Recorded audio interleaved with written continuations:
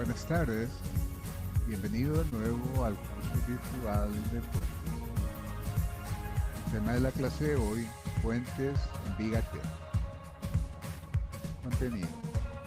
El contenido de esta clase lo hemos dividido en los siguientes puentes en Bigate, concepto, funciones de la losa de tablero, secciones transversales típicas, tableros de doble Bigate, separación y número de largueros, separación y número de vigas traversas, tableros de viga T premoldeadas, tablero hormigonado in situ, tablero mixto, tipología sumaria, dimensiones mínimas de los miembros estructurales, calidad del hormigón empleado y finalmente comportamiento de la losa de tablero. Entramos en materia. Puentes en viga T. Introducción. La viga T es una forma de sección transversal muy apropiada para puentes de hormigón armado y de pretensado parcial. La viga T continúa siendo la forma más económica de la sección transversal de los puentes rectos, toda vez que no sea exigida una gran esbeltez y que la carga móvil Q no sea muy grande y que no sea exigida sin necesidad un pesado total para las combinaciones de carga P más Q, especialmente cuando se tuviera que absorber momentos vectores positivos. La losa, que de cualquier manera es necesaria en el puente, cumple una serie de funciones. La losa de tablero transmite la carga móvil a la viga y a la vez es un elemento de rigidización de las vigas. La losa funciona como cordón superior comprimido de las vigas. La losa colabora en la repartición de cargas concentradas elevadas para todas las vigas, efecto de estructura plegada. La losa funciona como viga pared para los esfuerzos horizontales. La losa aumenta el brazo interno de palanca Z, en el caso momentos positivos, disminuyéndolo en el caso momentos negativos. La losa desplaza el centro de gravedad de la sección por encima de H sobre 2. De allí se concluye especialmente en el estadio 2 que las tensiones y deformaciones en el cordón inferior son mucho mayores que en el cordón superior. La losa constituye el tablero del puente, el cordón comprimido de la viga principal longitudinal. El cordón traccionado se concentra en la parte interior del alma. En el caso de vigas continuas, el cordón inferior de la viga T es peligrosamente solicitado por una compresión muy elevada. Debido a eso, a veces se le da una meseta de compresión. La losa, que de todas maneras debe existir porque constituye el tablero del puente y es la superficie de rodamiento de los vehículos, cumple diferentes funciones. Por un lado, es la mesa de compresión de la viga T, transmite la carga elevada concentrada a los apoyos mediante un efecto de losa plegada, es decir, transmite por efecto de arco la carga concentrada elevada y hace que los esfuerzos cortantes no sean tan elevados, eleva el centro de gravedad de la sección, lo cual hace que las deformaciones en la fibra inferior sean mucho mayores que en la fibra superior. Eso en el caso de momentos positivos. En el caso de momentos negativos, sucede al revés. Secciones transversales típicas según Leonard. Aquí tenemos la sección transversal de un puente peatonal en viga T, debido a que tiene una sola viga y para aumentar su rigidez torsional se le da una sección engrosada y en forma trapecial. Este es el caso de un puente en viga T, simplemente apoyado, ¿verdad? Con momentos positivos, y este es el caso de un puente en doble viga T continuo. La diferencia consiste en que como existe esfuerzos de compresión en el alma, en la zona de apoyo, entonces normalmente el alma de la viga suele ser mayor. Este es el caso de un puente doble viga T de alma engrosada que se usa preferentemente en los puentes pretensados hormigonados in situ. Y aquí tenemos el ejemplo de un puente viga T múltiple que se usa ya en el caso de puentes anchos. Tableros de viga en doble viga T. Este es el tipo de tablero de puente más común hoy en día, sobre todo en Europa, por las ventajas que reporta la prefabricación de las vigas en plantas especializadas y el montaje del puente que puede realizarse simplemente con auxilio de grúa para la colocación de vigas y después el hormigonado de la losa mediante cofrado perdido, prelosa, evitando costosas siembras. Las vigas pueden ser hormigonadas in situ y prefabricadas. Los puentes de vigas hormigonadas in situ presentan como característica frente a los de viga prefabricada que la separación entre ellas es mayor y que la sección de la viga suele ser rectangular o trapezial frente a las secciones I o doble T de las prefabricadas, lo que implica un mayor consumo de hormigón y mayor peso propio del puente. Las partes constitutivas de un tablero de más de dos vigas son dos. Vigas, donde se concentra la rigidez longitudinal del puente y que por razones de economía de prefabricado son idénticas las interiores a las de borde. Y la losa de compresión es la losa de hormigón armado a la que están solidariamente unidas las vigas mediante armadura saliente en las cabezas de la viga. Aquí tenemos una sección transversal de un tablero de doble viga T de sección trapezial. Y este es el caso de un puente de doble viga T de vigas prefabricadas en sección doble T. Vigas prefabricadas. Las losas de compresión se hallan unido, como habíamos dicho, a las vigas mediante armadura saliente de la propia viga. Una vez colocada la viga apoyada en los neoprenos, se hormigona la losa de compresión sobre ella con auxilio de placas de encofrado perdido, prelosa, de reducido espesor, apoyada en las alas de la viga. Bueno, aquí tenemos una vista donde se puede ver la colocación de las prelosas en un puente de vigas prefabricadas. Este es el momento en que las prelosas están siendo izadas mediante grúas y colocadas en su sitio. Secciones transversales típicas de puentes en viga T. El espesor del alma se ajusta principalmente a las necesidades de espacio exigido para el cordón comprimido, toda vez que éste no tenga un ensanchamiento en forma de ala o mesa. Con relación a las fuerzas cortantes, se debe preferir almas delgadas a almas gruesas porque la armadura de corte necesaria es casi independiente del ancho del alma y porque en el caso de las almas delgadas, las aberturas de fisura de corte son menores. Evidentemente, el espesor del alma debe ser suficiente para resistir las tensiones principales de compresión inclinada debido al corte. El alma lisa sin alas es ciertamente preferible para el hormigón moldeado in situ debido al encofrado y de las armaduras que son más simples. En general, las alas o mesetas valen la pena solamente para altura de vigas mayores a 2 metros. Las almas individuales pueden transformarse también en secciones de cajón estrecha que se adaptan mejor a los momentos negativos. En el caso de puente ancho, frecuentemente se adoptan dos puentes colocados uno al lado de otro, separados por una junta en el cantero central. Muchas veces también las almas individuales pueden transformarse en secciones de encajón en la zona de los apoyos. Número y separación de los largueros.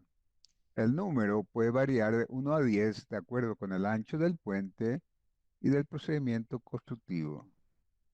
Secciones transversales con una sola viga es empleado en puentes peatonales simples. En el caso de un puente moldeado in situ, se adoptan generalmente pocas vigas principales, generalmente dos, espaciadas de 5 a 7 metros. Para puentes anchos se llegó hasta una distancia de 16 metros, según Leonard. El consumo de acero no aumenta proporcionalmente con el vano de la losa. Solamente en el caso de vigas premoldeadas es que el espaciamiento de las vigas principales menores a 5 metros puede ser económico. Aquí tenemos dos ejemplos de un puente de doble viga T simplemente apoyado y el caso de un puente de viga T continuo. Este es el caso excepcional que habla Leonard de que se llegó hasta separaciones de viga de 16 metros. Eso usando obviamente tableros pretensados. Separación y número de traviesas. En los apoyos extremos es preciso que existan traviesas de apoyo o pórtico transversales para dar apoyo al borde de la losa de tablero, porque de lo contrario, ella sería solicitada excesivamente en este lugar. También las losas en voladizo necesitan al menos de un refuerzo de borde en la extremidad. Se puede prescindir de traviesas los apoyos intermedios de vigas continuas, toda vez que ella no sea necesaria como traves de pórtico sobre pilares individuales para absorber los esfuerzos producidos por el viento o como rigidización a torsión de las vigas principales. Una condición previa es que el alma sea apoyada en todo el ancho a través de apoyo lineal o empotramiento. En el vano, las traviesas son siempre indicadas para distribuir las cargas cuando existiera más de dos vigas principales. Se obtiene así el denominado emparrillado. En cuanto a la distribución de las cargas, el mejor resultado se obtiene con una traviesa en el medio del vano. Dos traviesas L sobre 3 son aproximadamente equivalentes. Un mayor número de traviesas sería inútil. La ASTO estándar recomendaba una separación máxima entre traviesas de 7 metros 60. Esta recomendación fue reemplazada posteriormente por un requisito de análisis racional en las etapas de procedimiento constructivo y en el comportamiento final de la estructura. Aquí tenemos entonces las recomendaciones de Leona para las traviesas. Eh, En los extremos de los tableros siempre debe existir una traviesa de apoyo, tanto para los tramos entre viga como para los voladizos. Eso es para que no haya esfuerzos solicitantes muy elevados en esos sitios. En el caso de vigas continuas, no haría falta un apoyo intermedio, una traviesa intermedia, si el pilar tuviese suficiente rigidez. Pero si son pilares individuales, por ejemplo, entonces haría falta colocar una traviesa para rigidizar los pilares. Cuando se tiene más de dos vigas, es necesario ya la colocación de una traviesa en el medio o dos traviesas en el tercio, que según Leonard son equivalentes desde el punto de vista estructural, formándose la típica estructura en emparrillado. El criterio del Manual del Puente del Paraguay es el siguiente: utiliza una sola viga traviesa hasta vano de 20 metros, dos traviesas en el tercio para el caso de puentes de 25 metros y tres traviesas en el cuarto para vanos de 30 metros. Esto coincide aproximadamente con las recomendaciones del artículo 6.7.4.1 de la ASTO estándar. El número de traviesas o diafragma en el vano es hoy en día limitado por razones prácticas en los puentes de viga prefabricada. En los casos de rigideces relativamente bajas en dirección transversal, la distribución de la carga sobre las diferentes vigas no es óptima. Para luces pequeñas, menores a 15 metros, no suele ser usado ninguna traviesa por razones prácticas y económicas. Se puede contar con la rigidez de la losa para la repartición transversal de la carga. A continuación es dada alguna información sobre el número de traviesas a utilizar. Este es un criterio de la utilización de traviesa que se puede encontrar en los manuales de puente. Bueno, en el caso de puentes prefabricadas, la colocación de traviesa hoy en día se trata de evitar debido a las complicaciones constructivas que acarrea el uso de las traviesas. Pero como una estructura que no tiene capacidad de distribución en el sentido transversal, hace que las cargas no sean óptimamente distribuidas, entonces se debe de recurrir a la losa para la repartición transversal de las cargas. Es el criterio vigente hoy en día. Tableros de vigas T premoldeadas. Generalmente los largueros son premoldeados y pretensados para el vano entero. La viga funciona como vía apoyada, pero se le da continuidad a la losa. En dirección transversal existen tres posibilidades para la formación del tablero. Sección transversal con ala superior ancha, unidas por hormigonados estrechos, armadura transversal constituida apenas por lazos para enmienda, tesado transversal, losa adosada va en desuso. Para el transporte, el ancho de los elementos premoldeados está limitado a 3 a 4 metros. Bueno, la primera opción entonces del prefabricado es la de usar alas anchas prefabricadas, que pueden llegar a tener hasta 3 metros de ancho. Se deja una pequeña junta para el hormigonado in situ que puede, según Leonard, es de 20 a 30 centímetros. En la práctica se usa aproximadamente 50 centímetros. Este sistema es muy eficiente para luces entre los 10 a 28 metros. Provee de una plataforma de trabajo que facilita la ejecución de la obra. La prefabricación industrializada y la instalación con grúa agilizan los trabajos y garantizan la calidad de la obra. Este sistema de prefabricación mediante alas anchas, que se deja entonces un pequeño espacio de entre 30 a 50 centímetros para el hormigonado in situ. Y este sistema cuenta como principal ventaja que una vez colocadas las vigas en su sitio, ya se cuenta con una plataforma de trabajo para los demás trabajos adicionales. Segunda opción, sección transversal con mesa superior estrecha, siendo el trecho entre vigas ejecutado con hormigón moldeado in situ. El desarrollo de técnica ha propiciado distancias entre largueros cada vez mayores. Para mantener bajo el peso de montaje de las vigas, sería necesario aumentar el trecho de hormigón moldeado in situ. Con este sistema se ha llegado a luces de hasta 54 metros. Al aumentar las luces de la viga es necesario reducir el ancho de la sala a fin de reducir piso, aumentando en consecuencia la zona de hormigonado in situ. Esta es una técnica que fue utilizado principalmente en Francia.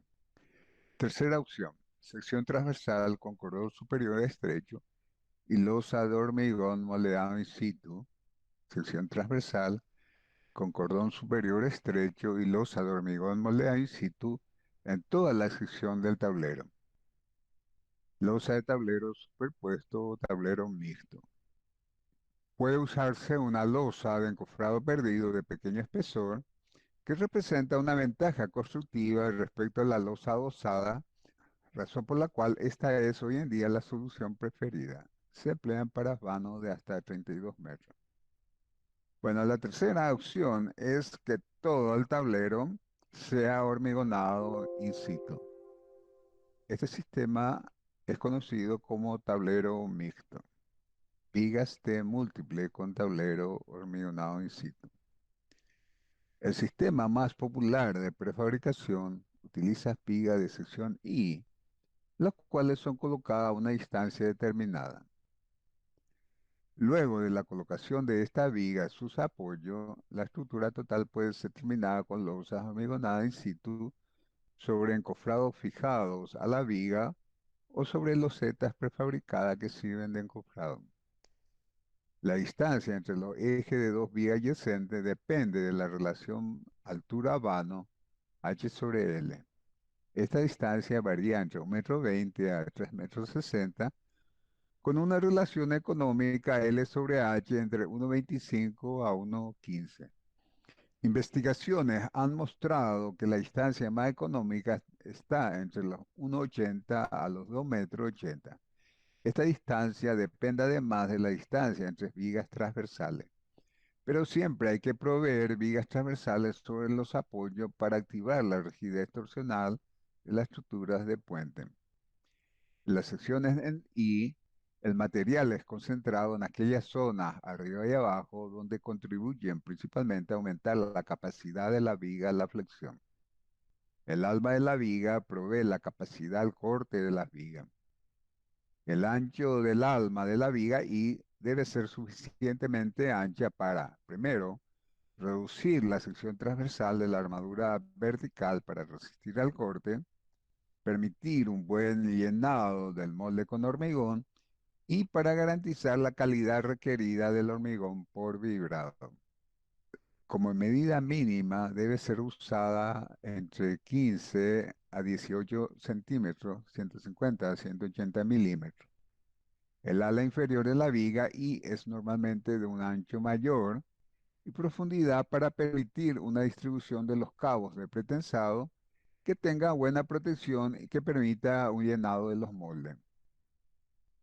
Entonces, generalmente para el caso de tableros mixtos se emplean secciones en I o secciones en doble T. Las secciones en I son usadas para las luces cortas y las secciones doble T ya se utilizan para luces mayores a 20 grados generalmente.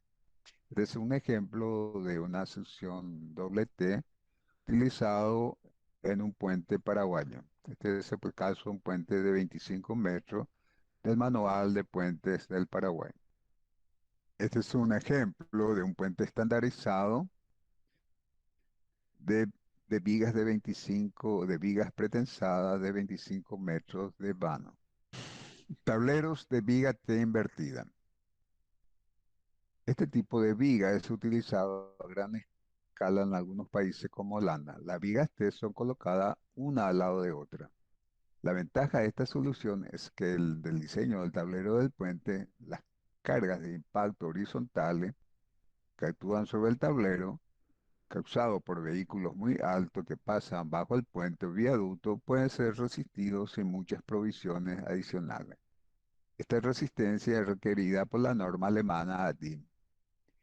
En Holanda, siendo un país bajo, el espacio bajo el puente es restringido al mínimo para reducir los costos y limitar el terraplén de aproximación. Frecuentemente los camiones son sobrecargados y tocan el fondo del tablero dañándole. Sobre los apoyos son colocadas vigas transversales para proveer resistencia a la torsión. Generalmente no son usadas vigas en los vanos. La ventaja de este tipo de puente es la baja relación H sobre L, siendo de L sobre 25 menos, y el hecho de tener un fondo plano. Tipología sumaria. Puentes de viga simplemente apoyada. En el hormigón armado, la estructura principal de vigas simplemente apoyada limita en cierta forma la libertad del proyectista. Puesto un determinado vano, restan posibilidades mínimas de actuar sobre los efectos solicitantes. Reducir el peso propio con vigas esbeltas fuertemente armadas hasta cierto punto, reducir los esfuerzos en cada viga aumentando el número de ellas que puede acabar con el aumento del peso propio. Aumento de la colaboración transversal, efecto de emparrillado, usando vigas de sección variable. En consecuencia de esas desventajas, las superestructuras de vigas simplemente apoyadas de hormigón armado tuvieron su empleo restringido, generalmente a vanos del orden de 20 metros en el caso de los puentes ferroviarios y a 30 metros en el caso de los puentes carretera. Tales vanos fueron solamente utilizados cuando imposiciones de otro tipo se imponen a la económica, que aconsejaría no sobrepasar vanos en torno a los 10 o 20 respectivamente, impidiendo la adopción de un sistema estructural más conveniente en el cual el proyectista tuviese mayor dominio de la distribución de los esfuerzos. El pretensado dio al proyectista libertad de jugar con su intensidad y excentricidad y facultó a la introducción de momentos negativos convenientemente graduados y amplió de manera considerable la posibilidad de las vigas simplemente apoyadas en los puentes. Resumiendo, se puede decir que superestructuras en vigas simplemente apoyadas de hormigón armado puede ser conveniente hasta vanos de aproximadamente 10 a 15 metros, de casos ferroviarios y carreteros respectivamente. Entre los 10 a 15 para ferroviario o de 15 a 20 para los carreteros, la elección entre hormigón armado y pretensado dependerá de las condiciones características de la obra examinada. Por ejemplo, altura de construcción disponible, que debe ser pequeña, podrá ser un factor decisivo para la elección del hormigón pretensado. Por encima de los 15 a 20 metros es en general ventajoso recurrir al pretensado. Creación de momentos negativos, reducción del volumen de armadura, hormigón necesariamente de buena calidad, eventual prefabricación. De 30 a 40 metros, ferroviarios y carreteros, son vanos sobre las cuales solamente se emplean vigas simplemente apoyadas con cierta reluctancia por dificultades de recurrir a vigas hiperestáticas o estructuras, aunque isostáticas, permitan crear momentos negativos apreciables, aún si pretensado, en el caso de vigas con voladizos, vigas Gerber, etc. El sistema constructivo, combinado con la necesidad de grandes vanos, puede llevar a la adopción de vigas simplemente apoyadas con vanos de 40 a 50 metros o más. Para los valores de la esbeltez, LI sobre H se recomiendan los siguientes valores. Para el caso de los puentes carreteros, de 10 a 15 para los puentes de hormigón armado y de 15 a 20 para los puentes de hormigón pretensado. Puentes de viga simplemente apoyada con voladizo. Al aumentar el vano, se torna conveniente introducir en los apoyos momentos negativos que disminuyen los momentos positivos en el tramo. Se puede recurrir entonces a la estructura principal compuesta de vigas simples con voladizos laterales. El peso propio de los voladizos produce tales momentos negativos, llegando a la distribución indicada en la figura, respectivamente para la carga de L, carga móvil LL y para las solicitaciones de L más LL. Este sistema estructural que no necesita de estribo puede en algunos casos incluso dispensar de los muros de retención de tierra, ejecutando un muro de contención cuya única finalidad es contener la tierra adyacente a la obra. Esto ya lo habíamos visto en el capítulo de estribo, que en los puentes con doble voladizo la contención se hace mediante una viga pantalla colocada en el extremo del voladizo y dejando el terraplén derramarse libremente. Muchas veces se puede recurrir a estructuras independientes que contengan al terraplén. La longitud del voladizo es frecuentemente fijada de manera a anular el momento positivo en el medio del vano para la carga permanente. En este caso, solamente la carga móvil es la que producirá momentos positivos en el tramo, permitiendo excepcional reducción de altura de construcción de la sección media que quedará sujeta a momentos positivos. Un criterio de anteproyecto para la subdivisión de la longitud total es sintetizada por la fórmula Mi es igual a L sobre L es la luz intermedia y L es la luz total, es igual a L dividido L más 2S, de los cuales S es la longitud del voladizo. Adoptándose un valor de Mi para los de 0,65 para los vanos menores y de Mi es igual a 0,60 para los valores medios y Mi es igual a 0,55 para los vanos mayores. Un valor promedio sería entonces de Mi 0,60. Para el predimensionamiento de las vigas en puentes carreteros de hormigón armado pueden ser usados esbelteces del orden a 15 a 20 del vano central. Puentes en vigas Gerber. Para la ejecución de puentes largos sobre suelos débiles, ha sido muy empleado estructuras principal constituidas de vigas Gerber que presentan generalmente de 3 a 5 tramos. Se puede entonces vencer en hormigón armado vanos del orden a 40 metros con estructuras que por su isostaticidad no están sujetos a la influencia dañina de los asentamientos de las fundaciones. Como se sabe, la viga Gerber presenta ciertas ventajas respecto a la viga continua. Para la carga permanente, el comportamiento de ambas es idéntico, ya que las articulaciones de las vigas Gerber están situadas en los puntos en donde en la viga continua se anularían los momentos del peso propio. Para la carga móvil, sin embargo, la viga Gerber se comporta como una serie de vigas simplemente apoyadas o con voladizo. Se concluye entonces que para las cargas permanentes grandes, las vigas Gerber tienden a presentar las ventajas de la viga continua sin estar sujeta como a las influencias nocivas de los asentamientos. Cuando, sin embargo, las cargas móviles fuesen grandes en relación a la permanente, vanos pequeños, es estructura muy deformable y presentan pocas ventajas estéticas. Una de las ventajas de la viga Gerber en relación a la continua es el hecho de presentar juntas naturales de hormigonado en las articulaciones. De esta forma, la ejecución puede ser hecha en trechos sucesivos, con repetido aprovechamiento del cimbrado y sin obstruir totalmente la sección transversal. Por otro lado, sin embargo, las articulaciones son elementos que requieren cuidado en la ejecución y que envuelve reducción apreciable de la sección justamente donde surgen grandes cortantes. Por razones estéticas, se procura realizar a las vigas Gerber con número impar de tramos. La relación de los vanos y la posición de las articulaciones puede ser fijada de manera a obtener máximo momento negativo cerca de 50% mayores que los momentos positivos. Para el predimensionado puede ser fijada articulaciones en las posiciones esquematizadas en la figura. Otro criterio corriente consiste en calcular la viga para la carga permanente como continua, colocando a continuación la articulación en los puntos de momento nulo.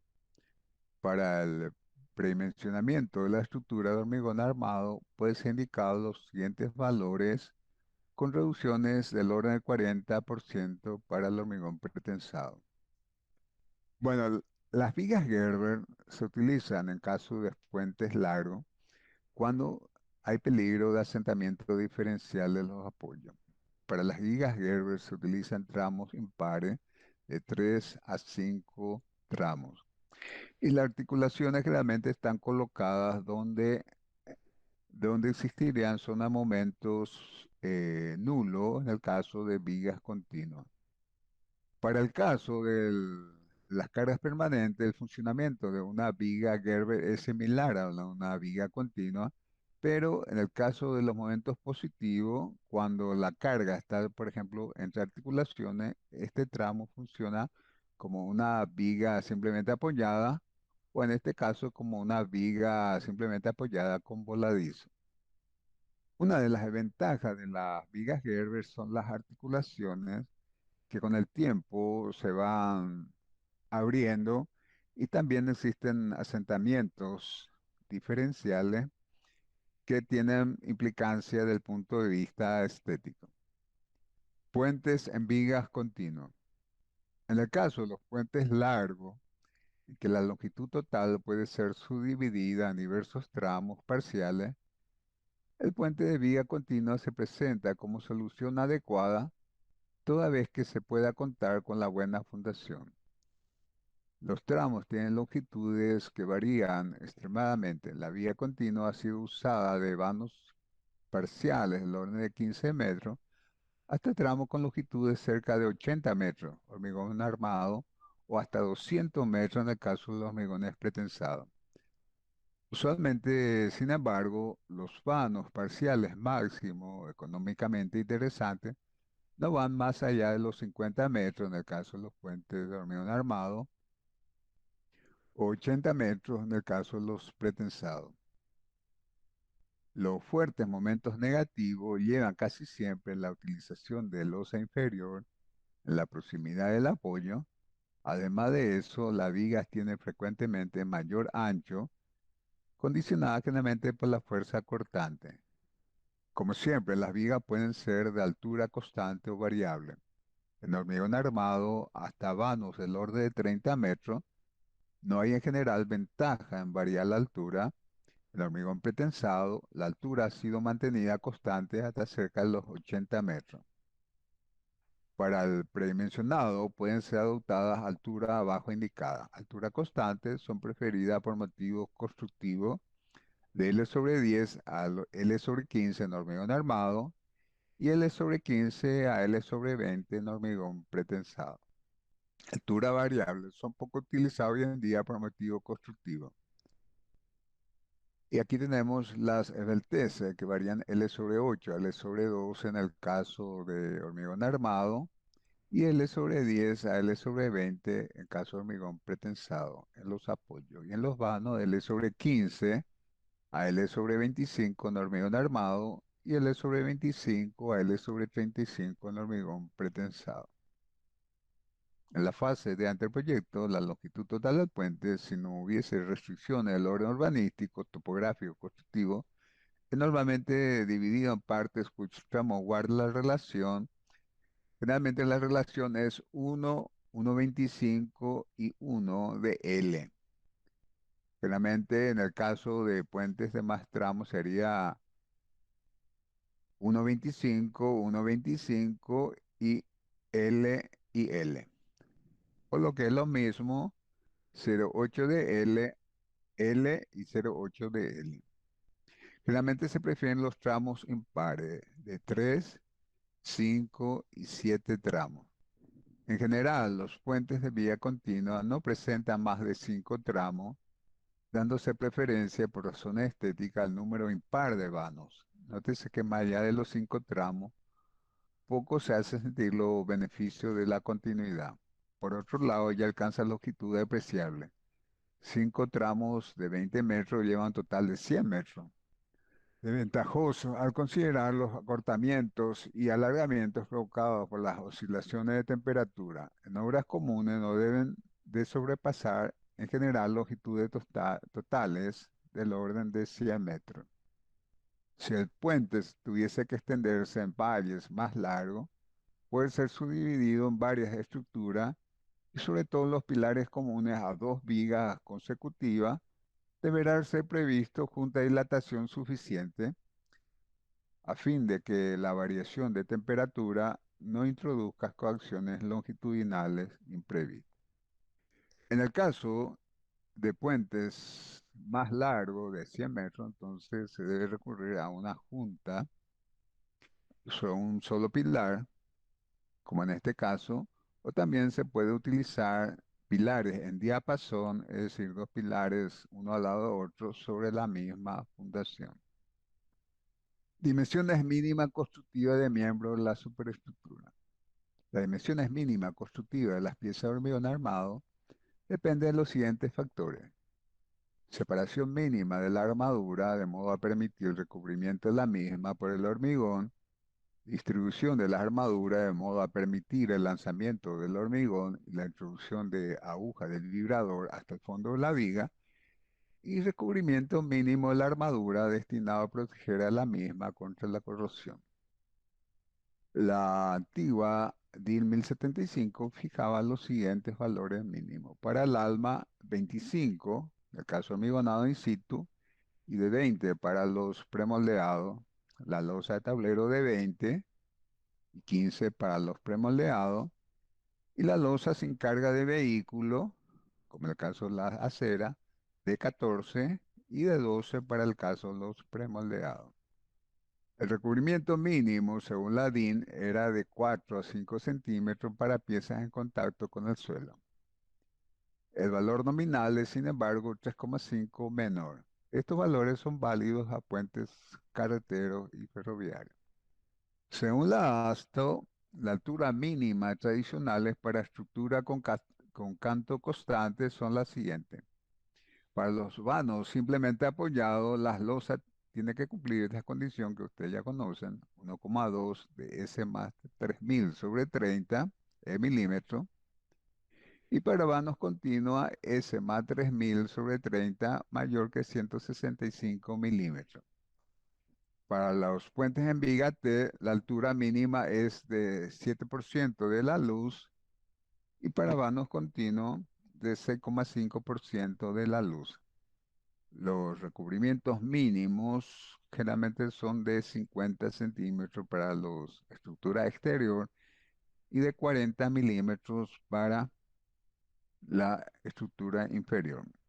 Estos son los recubrimientos nominales exigidos por la norma, pero los valores reales en la práctica suelen ser 0,5 centímetros menores, es decir, de 3,5 para los interiores y 4,5 para los exteriores.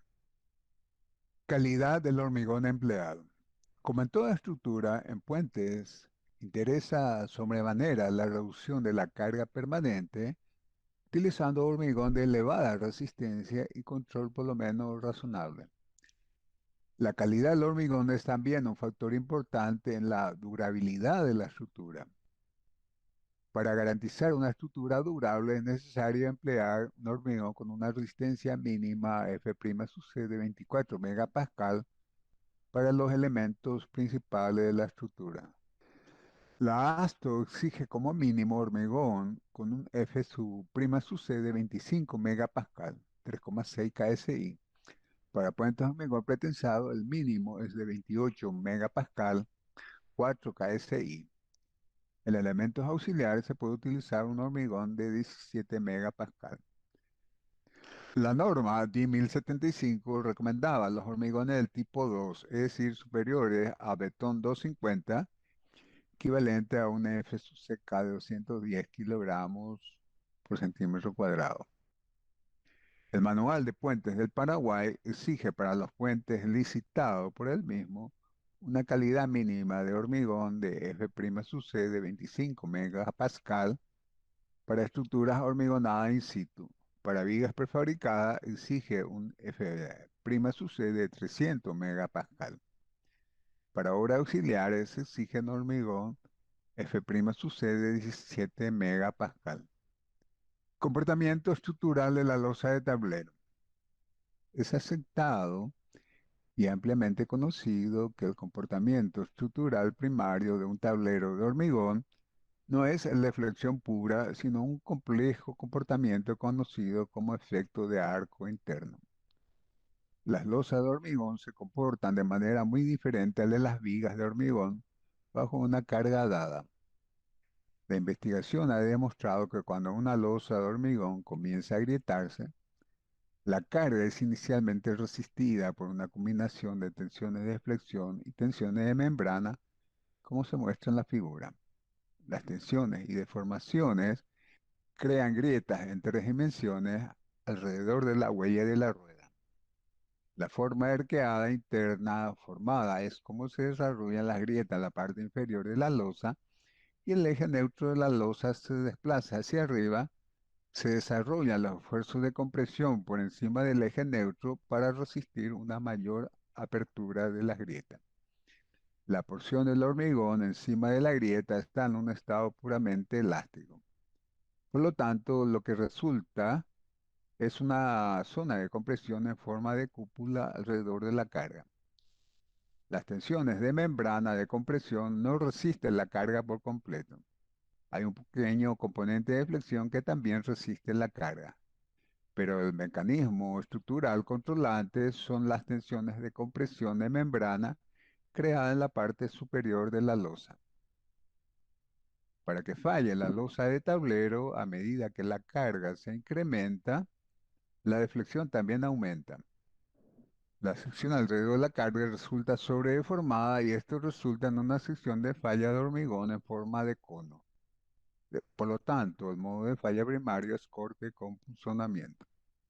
Es un hecho conocido por los ingenieros que las losas de tablero de puente no fallan directamente por flexión como es de esperarse, sino que resisten mucho más de lo que se puede suponer por la teoría de flexión. Esto debido a que la resistencia final de la losa de tablero se debe a una combinación de tensiones de membrana, es decir, se forma un arco de compresión alrededor de la carga y también una resistencia a la flexión. Cuando empieza la fisuración de la losa, entonces se forma una zona comprimida, la cual no es fisurada, esa zona comprimida es la que produce el efecto de arco. Y también existe una contribución de la flexión en ese efecto de arco que hacen que las cargas sean resistidas. El colapso final de la estructura se produciría cuando las fisuras cortan, digamos, a la zona cargada. Entonces la falla primaria del tablero se daría no por flexión, sino por una combinación de corte con sonamiento. Bueno, con esto damos punto final a la clase correspondiente al día de hoy. Le doy las gracias a todos los que permanecieron hasta el final del video y esperamos encontrarnos Dios mediante la próxima semana. Gracias de nuevo por su asistencia.